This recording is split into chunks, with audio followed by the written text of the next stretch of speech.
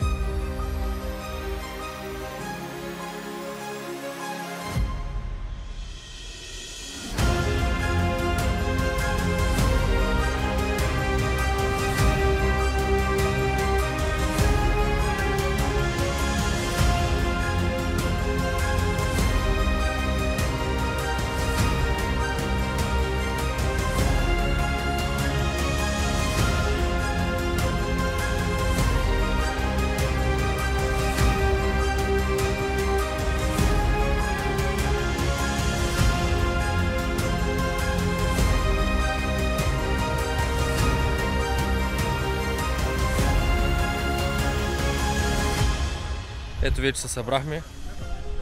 Опа. Какво става, братко? Нищо. Готов ли си за битка? Готов съм. Готов съм, нали? Винаги сме готови. Господ пред нас и ние след него. Да, отиваме. Нещо? Вадим им зъбите и... Добре.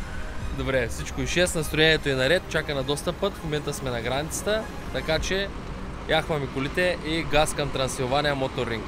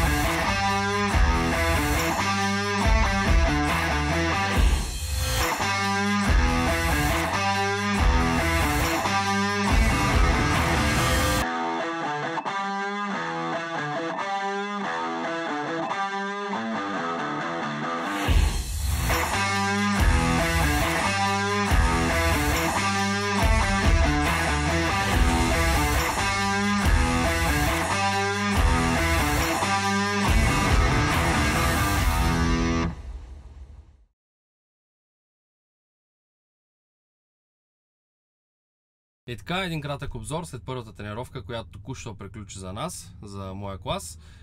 Тренировката премина успешно, карахме на мокро, на трасето няма абсолютно никакъв грип. В момента карах с гуми регенерат на 1 бар и следващата тренировка мисля вече да пробвам с семислик на малко по-надути, примерно на 2 бара и вече да почне да се изпихват постепенно.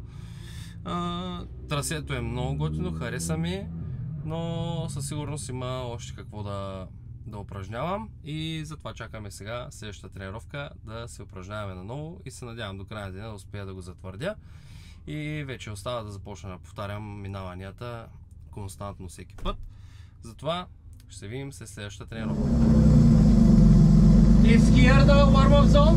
Yeah, but don't go on the circuit because we're waiting for the morning. We're gonna be there in 20 minutes. Yeah? Okay.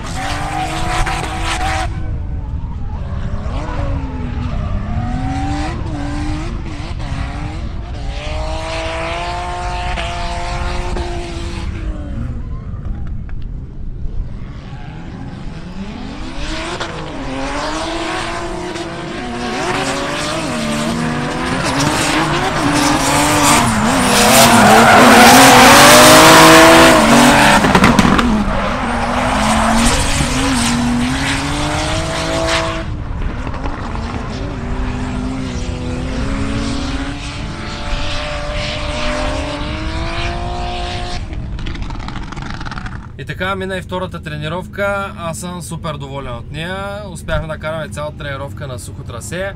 Вече обърнахме на гуми от полусликове и колата коренно се промени, скоростта се вдигна много и аз съм супер изкефен.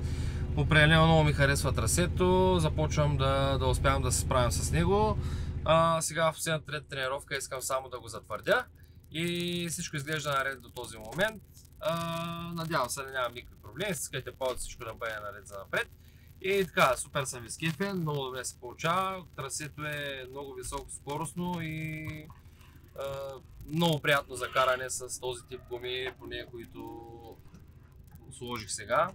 И така, сега ще видим какво ще стане в третата тренировка и след това отиваме на представяне и за днес толкова ще бъде. И утре още малко тренировки и квалификациите, стискайте палци, всичко да бъде наред и да успеем да се класираме за баталите.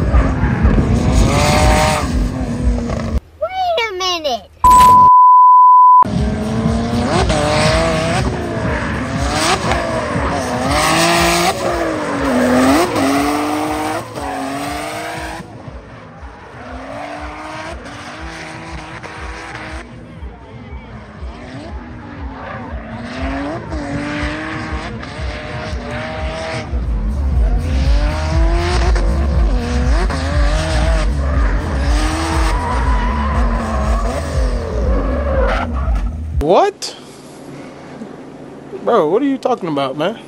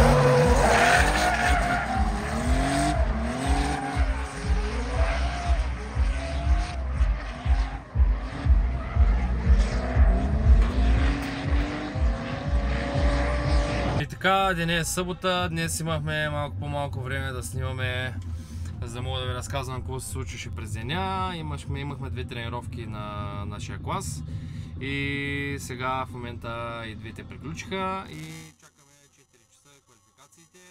Общо в първата тренировка трасето беше все още с студен асфалт, имаше малки разлики от вчера и на първия завой имаше извадена доста кал от тревата и лично на мен имах проблеми с това, че предницата ми тръгваше да се поднася, да се парзаля и така успях да хвана грипа накрая. Нещата се наредиха в първата тренировка. Втората тренировка обаче беше доста проблемна за мен. Направих 2 ръна без проблем. В третия още при загряването на гумите се скъса полоска. Прибрах се в бокса, сменихме я, Светлю и Искреня смениха може би за около 5-6 минути. И след това излязох и на следващия рън каза водната помпа. Колата вдигна 100 градуса, бях се попритеснил леко. Оказа се, че проблема, слава богу, не е в самата помпа, а релето беше изгоряло. В момента сме вързали помпата да върти постоянно, тъй като тя беше на отделно копче. Сега в момента е вързана директно като е колата на контакт, да тръгва и помпата и да работи постоянно. И така, общо взето в момента чакаме да стане 4 часа, почнат квалификациите, стискайте палци, поне в тях да нямаме проблем. Надявам се всичко да бъде наред, да запазя спокойствие и да направя 2 чисти рана, каквито обикновено правех без да имам проблеми. И така, ще се видим отново след квалификациите, стискайте палци, всичко да бъде наред и да се класираме за утрешните батали. За сега е това от мен, ще се видим после.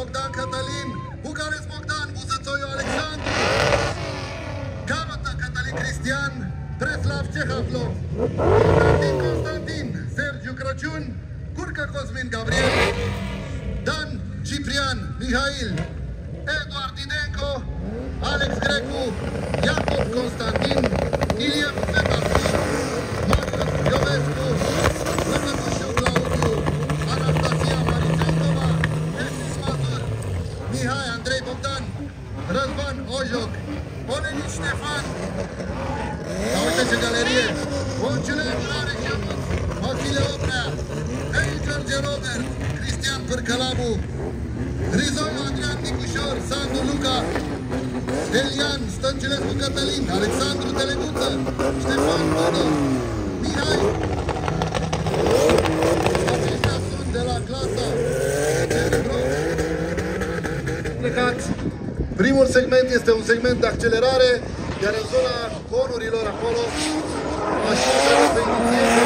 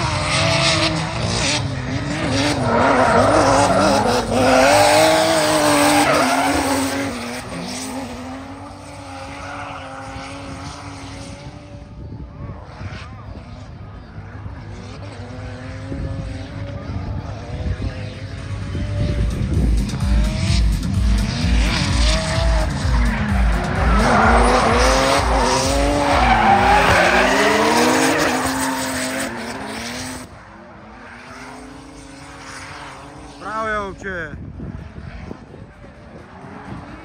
Дръж го, дръж го, дръж го!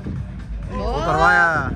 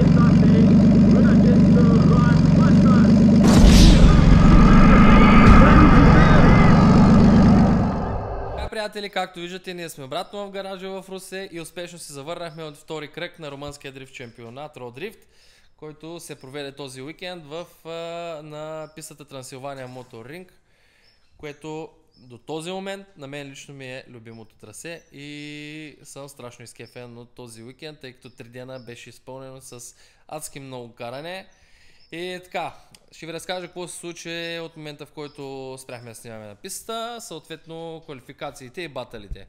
В квалификациите бяхме около 40 коли и отново по същата стратегия реших да мина първия рън една идея по-предпазливо, за да мога да запишем някакви точки и във втория рън евентуално да атакуваме на максимум, да мога да надградим така точките и да се изкачим в класирането, но първия рън беше със сигурност сейфти и имах едно леко влизане в вътрешна линия в първия завой. На това отдавам, като цяло и бях една идея по-далеко от зоните и на това отдавам резултата от 53 точки в първия рън, който постигнах. След като видях, че в първия рън имам някакви точки, се успокоих и реших да атакувам малко по-сериозно във втория рън. Засилих колата. Според мен лично минах трасето доста по-добре, дълбоко във всички зони. Видяли сте го във видеото, има ги и двата квалификационни ръна. Но по някаква причина съдиите отсъдиха 52,33 точки. Общо взето почти същия резултат, близък до 53 точки от първия рън, което ме отреди на 27 или 8 позиция, мисля, че бях в квалификациите. И с късмет, поради това, че бяхме страшно много коли, имаше 32 коли с записани точки в квалификациите, се организираха батали от топ 32, за които успешно се класирахме. И така, стана неделя, потренирахме, всичко беше наред, направихме няколко тандемни тренировки, чувствах се доста добре. Почвам да се чувствам все по-сигурен в колата и в това, какво трябва аз да й давам, за да мога да се справям с нея. Съответно не тя да ми казва къде да върви, а се опитвам да се контролирам опитвам се нея да я контролирам аз, да я кажа какво да прави, вместо тя на мен. И така, в баталите, какво се случи? Общо взето проблема идва изцяло от главата. Бях сравнително спокоен въпреки това и след успешните тренировки се надявах, че ще бъда спокоен в баталите, но напрежението се оказва влияние през всички случаи и стартирахме първия батъл с Богдан Букалец, мисля, че се казваше, в който аз бях първия рън с преследваща кола. Направих добър рън, приближих се доста в последния завой. Мисля, че направих това, което трябваше да направя като чейсър. Но като водеща кола реших да се засиля на максимум на ускорението преди инишейшъна и съответно засили се колата малко повече и в първия завой ми натика малко предница. Едва успях да задържа колата на трасето. Във втория завой, реално при трета зона външна, успях да докосна единия конус, което ми костваше победата в този батъл и ми бяха отнети точки, при което се отсъди от съдиите one more time да караме отново с него и при втория батъл нещата се случиха добре, в смисъл карахме добре и двамата с това, че той беше може би една идея по-близо в преследващия си рън през цялото трасе. Аз успях много да го събера в последния завой, но не ми достигна за съжаление и отпаднах в първия батъл от топ 32. Но отново не съм унил, не съм навесил нос, тъй като виждам, че определено имам какво да уча и единственото, което имам нужда е това да карам, да свиквам с колата, да вземам все повече участия и тук е момента да благодаря на всички хора, които помогнаха това да се случи и ми помагат в целия сезон, застават зад мен и ме подкрепят. Това са GSM Център Преспа, разбира се, нашите приятели от Автосвят. Искам да благодаря страшно много на ресторант Good Food Русе и главно действащо лице Симеон Руменов, които също повярваха в мен тази година и застават зад мен и тази моя страст. Също така искам да благодаря на механика ми, който беше с мен, Радо Иванов. Искам да благодаря на Ники Йоковски, на всички хора, на моето семейство, разбира се, че ме подкрепят и застават за тази моя страст, любов и абсолютно на всички приятели, които ме подкрепяха през телевизорите, писаха ми за успех. Благодаря ви много хора. Аз ще се постарая да продължавам напред, да надграждам и все пак да вдигам по някакъв начин нивото. И така, следващото, което предстои е трети кръг на Родрифт, който ще се проведе близо до Букурещ Прахова, който ще бъде на едно планинско трасе, което за първи път ще карам на планинско трасе. И се надявам да нямаме проблеми, отново да преверем колата невредима и ако имаме късмет, да направим малко по-добри резултати, да постигнем и разбира се, да тренирам малко психиката и да се опитвам да се справям по-добре с напрежението на състезание. Но разбира се, тези неща всичките се случват с опит, който благодаря на всички хора, които изброих и застават с мене ме подкрепят. Моите участия са възможни тази година и се надявам, че ще успея да свикна до такава степен с колата, че да може да се представяме по-добре и да правя някакви малко по-константни класирания и карания. И тук искам да използвам момента да благодаря на още няколко човека, които допринесоха страшно с супер важни работи. Това са именно Кристиан Карагеоргиев и Данчо Младенов от DK Service, които ми помогнаха с подготовката на колата за втори кръг на румънския дрифт шампионат в Трансилвания, които захванаха се, подмениха всички елементи, които имаха проблеми. Както разбрахте, имахме доста промени по колата, по задния мост, тампони, амортисьори и така нататък. Каза се, че по предницата имам скъсани уши на рейката. Също подмениха и нея и много благодаря за всички тия настройки. Също така страшно много благодаря на Светослав Илиев, който осигури тази рейка буквално ден преди състезанието и огромни благодарности към Светослав Илиев и Искрен Тодоров, които на пистата не ме оставиха и ми помогнаха за това моето участие да продължи. След като скъсах полоска, Светлия и смениха с Искрен за 5 минути. Също така и в момента, в който водната помпа спря да върти, отново се заеха и оправиха проблема за отрицателно време. Огромни благодарности към всички тези момчета и към всички останали, които помогнаха, разбира се, на ивента. И така, благодаря ви за помощта. Аз ще се старая да се развивам и да стават по-добре нещата.